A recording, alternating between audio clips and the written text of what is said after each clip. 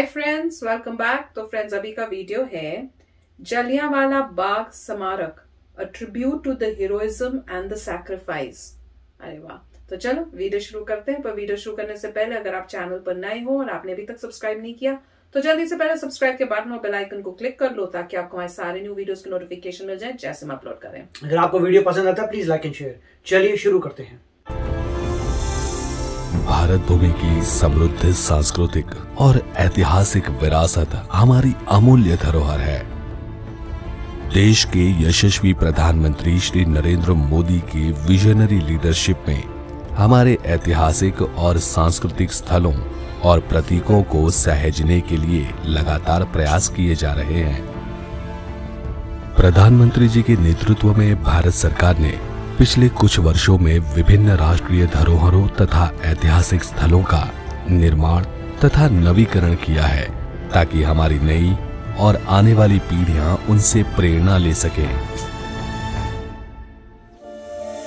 इसी विजन के साथ और आजादी के अमृत महोत्सव के अवसर पर जलियांवाला बाग राष्ट्रीय स्मारक को एक नई रूपरेखा में पुनः स्थापित किया गया है।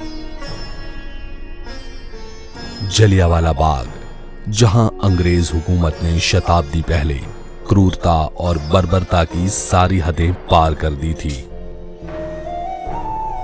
जलियांवाला बाग राष्ट्रीय स्मारक का नवीकृत परिसर देश के शहीदों के बलिदान से जुड़े स्थल को सम्मान और संवेदना की अनुभूति के साथ पुनः स्थापित करता है।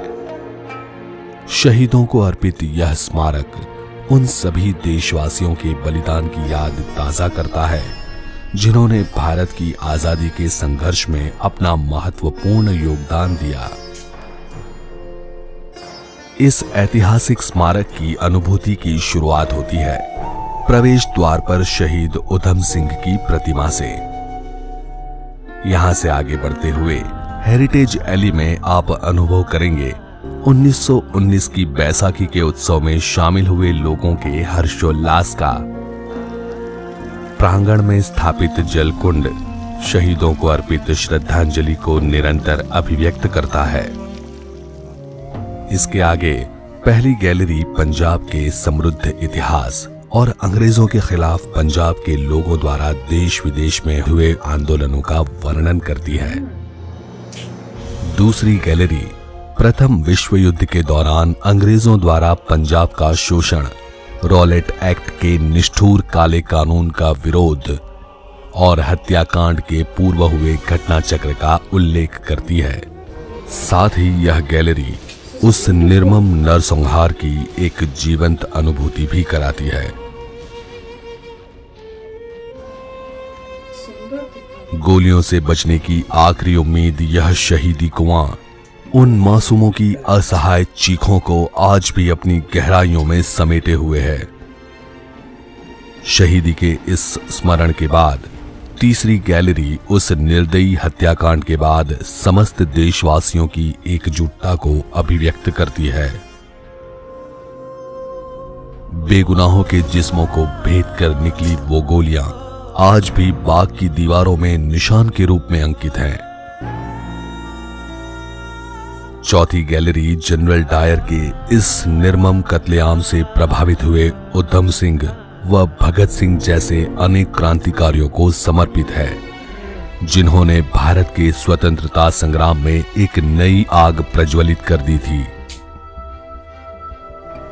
शहीदी स्मारक, मोक्ष स्थल, अमर ज्योत और आधुनिक तकनीक से सुसज्जित साउंड और लाइट शो जैसे समावेश यहां हुए शहीदों को श्रद्धांजलि अर्पण करते हैं। गरिमा और पवित्रता के प्रतीक इस बाग का नवीकृत परिसर सभी विजिटर्स को देश प्रेम, संवेदना एवं बलिदान की भावनाओं के साथ जोड़ेगा और प्रेरणा देगा।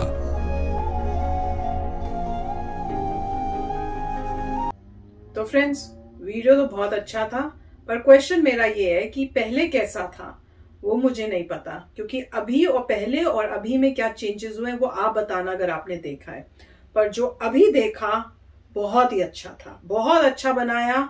अगर ऐसा पहले नहीं था तो मुझे बहुत दुख है कि भाई इतने सालों सालों क्यों नहीं बना ये तो फिर मोदी जी का ही कमाल है कि उन्होंने मेक श्योर किया कि सब वो जगहें जो हमारी हिस्ट्री, जो हमारे ब्रेव लोग हैं उनका को दिखाती है, और जो ब्रिटिशर्स ने जुल्म किए थे हम पे, वो एरियाज में जहां हमारे इंडियंस ने सैक्रिफाइस दी है, उन सबको प्रॉपर जो है प्रेजेंटेशन, प्रॉपर उनको इज्जत देने के लिए वहां के एरियाज को ठीक डेवलप करके उनके मेमोरियल्स बनाए जाएं।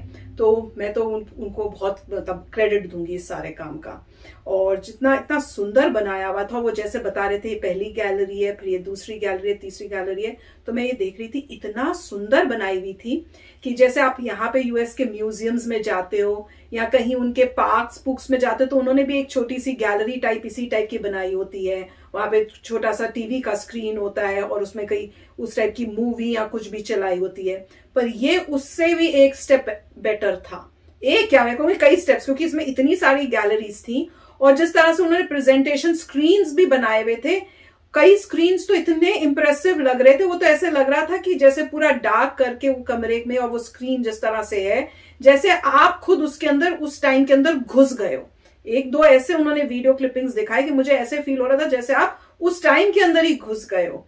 और जो वो उन्होंने एंट्रेंस दिखाई थी कि आप जा रहे हो, वॉल्स पे उन्होंने इतना अच्छा वो दिखाया कि जैसे उस टाइम वो अंदर जा रहे हैं बाग के अंदर, सारी फैमिलीज खुशी के साथ। ओ माय गॉड, उसमें उस टाइम ऐसे फील हो रहा था जब आप ऐसे चलोगे कि आप उन्हीं की तरह उसी टाइम पीरियड में आप भी उस टाइम के साथ ही वहीं पे तब अंदर पार्क में एंटर कर रहे हो। और जिस तरह से वहां पे जो कुआं था उसको दिखाया, वो अमर ज्योति उन्होंने बनाई, और रात के टाइम इतना अच्छा उन्होंने उसको लाइट करके किया। उस टाइम तो ऐसे फील हो रहा था जैसे वो जो सब उस टाइम शहीद हुए हैं वो रात को शायद यहाँ आके बैठ के बातें करते होंगे, जैसे मूवीज में कई बार देखते हैं ना। मैंने मेरे ख्याल से एक मूवी देखी थी, वही एक कौन सी थी, उसमें ये थी अनुष्का शर्मा की, वहां पे एक बाग होता है और वहां पे रात को वो सब आके बैठते हैं और उनकी जिनकी डेथ हुई थी वो वहां बैठे हुए होते हैं। तो मुझे उस टाइप की वो फीलिंग आ रही थी। मैं तो कहूंगी बहुत सुंदर, एक बहुत सुंदर अटेम्प्ट किया है। बहुत पहले हो जाना चाहिए था, पर जिसने किया क्रेडिट भाई, थैंक यू सो मच कि आपने उनको भूले नहीं, और हमारी नेक्स्ट जनरेशन्स को जब भी यहाँ आएंगे तो उनको याद रहेगा कि ये क्यों था, क्या कैसे हमें आजादी मिली, कितना हमारे ऊपर जुल्म हुआ था। राइट, तो काफी अच्छा है, काफी अच्छी बात है कि इशू में ये है कि जो नई जनरेशन आ रही है उसे कैसे पता हो क्या हुआ था, और स्पेशली जो उस एरिया के नहीं है। राइट, हम पंजाब के, तुम्हें पता है क्या हुआ है, तो उस समय जहां आप रहते थे आपको पूरा पता, न्यूज आती थी। मगर मान लीजिए कोई तमिलनाडु से आ रहा है, उसको क्या पता लगेगा। तो इसलिए बहुत जरूरी है कि पहले तो आप एजुकेट करें, जो उन्होंने किया है कि हॉल्स हैं वहां पे आपको पूरा दृश्य दिखा रहे हैं कि हुआ क्या था, मार्किंग पूरी की है, बुलेट की दिखा रहे हैं, ये कुआं था, पूरी स्टोरी है। साथ में मेरे ख्याल से, मुझे पता नहीं भी है कि नहीं, मगर एक वीडियो रूम भी होगा, जिसमें अगर नहीं है तो एक वीडियो रूम होना चाहिए कि पहले जो लोग आ रहे हैं पहले आप वीडियो देखिए, उस वीडियो में आप पूरी रील दिखाइए, मूवी टाइप की हुआ क्या था, एक डॉक्यूमेंट्री दिखाइए। क्योंकि नॉर्मली ये एक नॉर्मल चीज है डिफरेंट कंट्रीज में, यूएस में भी ऐसा नॉर्मल। अगर आप किसी मेमोरियल में जाते हैं तो पहले आपको एक पूरा वीडियो दिखाते हैं। मेरे ख्याल से यहां पर भी एग्जैक्टली ये होगा, क्योंकि जिन लोगों को नहीं पता पहले, बेसिकली न्यू जनरेशन की पॉइंट है, न्यू जनरेशन आ रही है उसको क्या पता, वो तो इंडिपेंडेंट इंडिया में पैदा हुए हैं। उनके लिए जो आ रहा है पहले आप वीडियो देखो, 3 डायमेंशनल में होना चाहिए, 3D में वीडियो होना चाहिए। 3D वीडियो प्लेनेटेरियम की तरह आपको लगे जैसे आपके सामने कुछ हो रहा है, पूरा दिखाइए, लोगों को समझ आए कि क्या एट्रोसिटी हुई थी, किस तरीके से आपने निहत्थे लोगों को मारा था, आपको पता चले कि क्या कैसे लोगों ने अब्यूज किया आपको। जब आपको यह पता लगा फिर आप आइए बाहर और देखिए, उन जगहों को जाइए, उससे आपको एजुकेट हो जाएंगे, आपको पता लगेगा कि क्या हुआ। और ये भी मेरे ख्याल से डॉक्यूमेंट्री लगानी चाहिए, जो आज तक जनरल डायर के जो जनरेशन के लोग हैं उन्होंने अभी तक एग्री नहीं किया अपनी फॉल्ट के लिए, तो ये कोई बताता नहीं। अगर आप ज्यादा डिग करें तो उनके जो अभी भी जो ग्रैंड डॉटर है या जो है ग्रैंड डॉटर जो यूके में, वो मानती ही नहीं है अपनी गलती। तो ये भी दिखाना चाहिए, ये सिचुएशन है बॉस, अभी इंडिया को सुपर पावर बनने दो, फिर देखना कैसे चीजें बदलती हैं। मगर एक वीडियो अंदर घुसते ही सबके होना चाहिए, पहले तुम्हें वीडियो दिखाएंगे 3D का, उसके बाद आप जाइए, टाइम स्पेंड करिए, आपको पता लगे इंपॉर्टेंस ऑफ दिस प्लेस। तो काफी अच्छा वीडियो था। यस फ्रेंड्स, बहुत अच्छा किया। तो चलो फ्रेंड्स, चलते हैं, मिलेंगे नेक्स्ट वीडियो में बहुत ही जल्द। Till then take care and bye bye. तो अगर आप मेरे इस चैनल पे नए हो तो जल्दी से सब्सक्राइब के बटन को हिट करो और बेल आइकन को क्लिक करो, ताकि आपको मेरा जब नया वीडियो मैं लगाऊं आपको उसके बारे में जल्दी से पता चल जाए।